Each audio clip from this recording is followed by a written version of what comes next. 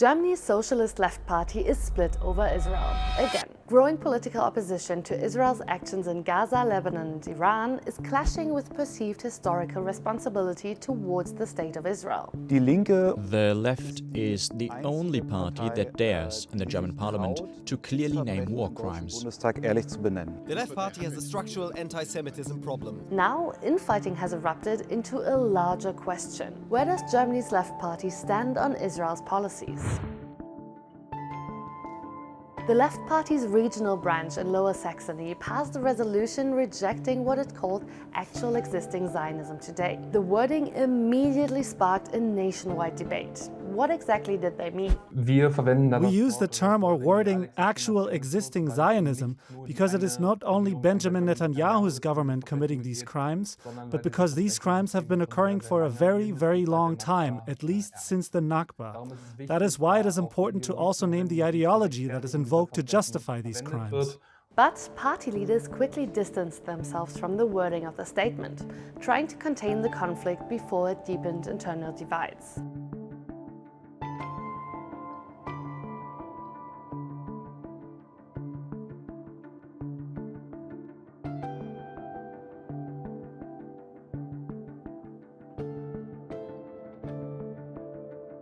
The Left Party's emerging stance on Israel's policies sets it apart from Germany's centrist parties. In last year's federal elections, the party gained votes and many new members with its open criticism of the Israeli government, whose conduct in Gaza has been found by many international rights organizations and the United Nations Commission to be a genocide. Many Left Party members, including the co-leader, have referred to Israel's actions in Gaza as genocide, a position that is rarely expressed by politicians in Germany. The country has increasingly tied its historical responsibility to the Holocaust to its political, diplomatic and military relations with the State of Israel in recent decades. But discourse in German society is changing, and this tension is also shaping the debate inside the Left Party. Die deutsche Linke ist eigentlich schon sehr lange gespalten zwischen zwei The German left has long been split between an anti-imperialist tradition that is strongly pro-Palestinian and an anti-German tradition that presents itself as strongly supportive of Israel. Position vertritt, die sehr Israel solidarisch auftritt. Some demand stronger condemnation of Israel's far-right government. Others worry criticism is crossing into anti-Semitism. More recently, the party split in two after numerous ideological divides. The split settled long-standing debates in the party and led to more young people joining. Sie hat sich damit auch With geöffnet that, für it Neueintritte. opened itself up to new members, many young leftists who have increasingly started to get involved in the party. Auch tatsächlich für die Partei engagiert haben. Gaza brought the old conflicts back.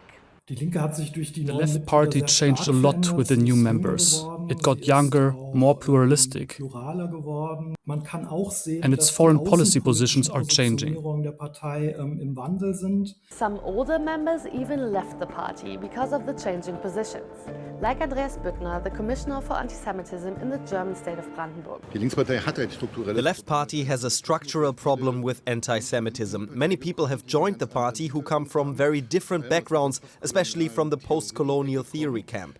They believe that Israel is a white European settler colonial project, and they have brought their Israel-related anti-Semitism deep into the party. eingebracht haben. And one prominent activist was expelled from the party after being accused of anti-Semitism, a contentious decision that furthered the divide among members. To understand why the debate feels so explosive, it helps to understand the controversy surrounding the term Zionism. The Zionist movement emerged as a result of European anti-Semitism in the late 19th century. It has historically meant the Jewish people's right to self-determination in the biblical land of Israel. While Jewish support for the movement later grew, many Jewish communities have also opposed Zionism for a variety of reasons. Some on political grounds, or for religious reasons, due to the belief that a Jewish state should be established only by God after the Messiah's arrival. Today, many experts on anti-Semitism say that the term Zionism is very broad, leading to confusion. That was also the case in the Left Party's resolution, says anti-Semitism researcher Stefanie Schüler-Springerum.